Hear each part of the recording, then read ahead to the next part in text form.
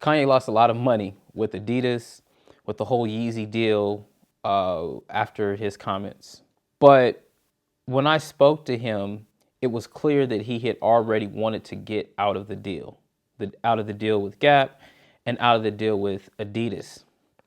And it's interesting because both of those deals were very lucrative for him. So for Adidas, he was being paid $100 million a year for marketing for Yeezy. And then also he was getting 15% profit share of Yeezy sales. That's one hell of a deal. So $100 million in marketing plus another 15%. And Yeezy sales within from 2022, 2021, even like 2020 were around $1 billion. So that's $150 million basically a year that he was receiving from the Yeezy deal. Now, one of the things that Yeezy wanted to do, that Ye wanted to do, was provide affordable products. But because he didn't own the factories and he didn't own the manufacturing, he had to partner up with a much larger company that could manufacture what he wanted at scale. Now, the challenge with that is that it is Yeezy's name, which he owns. Ye owns the trademark for Yeezy. He owns the trademark for that. However, Adidas owned the design patent for the actual shoes. So the design of the shoes, Ye helped create that design, but the ultimate owner of that design is Adidas. So Adidas, it is very likely that Adidas can use whatever colorways that they want. Why? Because they own that piece of the intellectual property, the actual design patent, the intellectual property that allows for you to actually manufacture the shoe. Now, they cannot put the Yeezy name on those shoes. However, they are allowed to produce the shoes. Now, Ye gave up hundreds of millions of dollars as a result of it. And I imagine that it was a very, very difficult choice for him.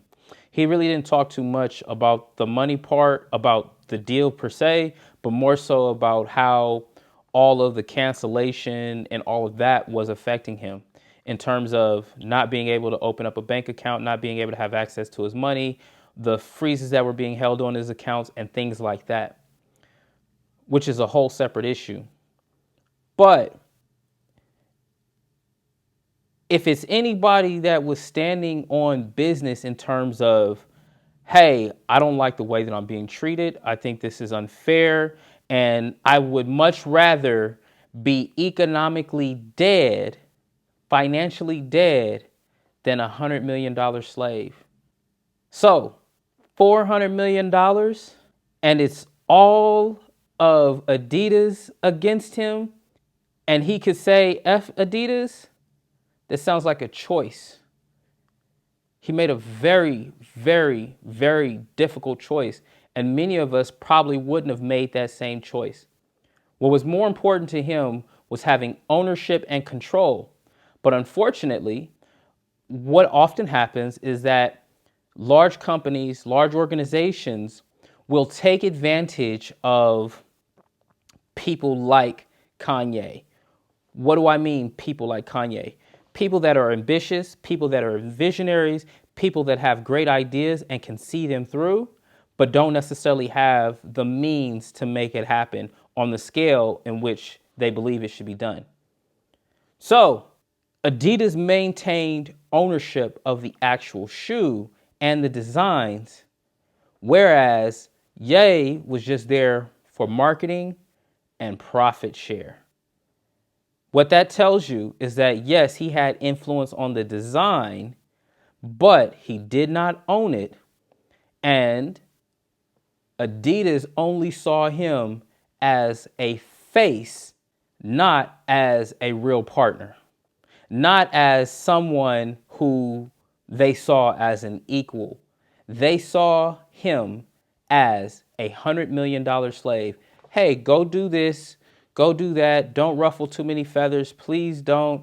We know that you're eccentric. We know that you're a genius, but don't allow your genius and eccentricness to get in trouble and cause bad publicity, bad press to our corporate name of Adidas.